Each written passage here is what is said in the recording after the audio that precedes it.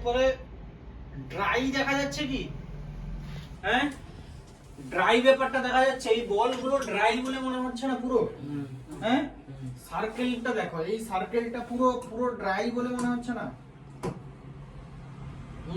এই যে সার্কেলটা ড্রাই কেস যে বলেছিলাম একটু আগে, এই বলগুলো ড্রাই বলে মনে হয় না? হ্যাঁ, এই সেকশনটা দেখো পুরোটা ড্রাই বলে মনে হয়, তাই না? এখানে কিছুটা, এখানে, এগুলো ড্রাই। হ্যাঁ, এই ড্রাই গুলোকে কি করব? ড্রাই প্রসেস আছে, হালকা আমি দেখিয়ে দিচ্ছি। স্যার এই তো দুটো নোচ পয়েন্ট আছে। নোচ পয়েন্ট এদিকে না, ওদিকে নোচ পয়েন্ট পেছনে থাকে। আচ্ছা, হালকা থিনার বোতল নিব এখন, ঠিক আছে? থিনারের ডাব্বা নিব, দিয়ে ব্রাশ নিব।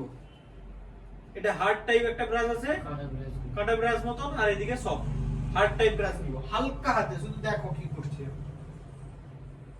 যতক্ষণ আইসির মধ্যে থিনার থাকবে না ততক্ষণ এই ব্রাশ চালাবো। যখন থিনার শুকিয়ে যাবে এটা চালাবো না, আবার থিনার দিয়েও চালাবো। দেখো, দেখতে থাকো। থিনার যতক্ষণ থাকবে ততক্ষণ চালাবো, থিনার শুকিয়ে গেলে চালাবো না। থিনার হালকা হালকা করে দিতে থাকবো, ব্রাশটা হালকা হালকা করে মারতে থাকবো। দিলে কি হবে?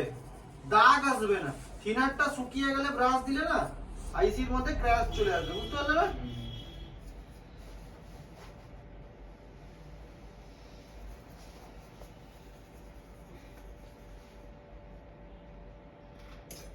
তুমি হাতটা নিয়েছেন তো?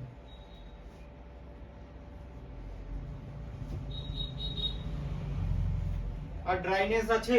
না। হ্যাঁ, একে রিভলভ করলে এক চান্সে বল ধরবে? প্রসেস এটা গুণ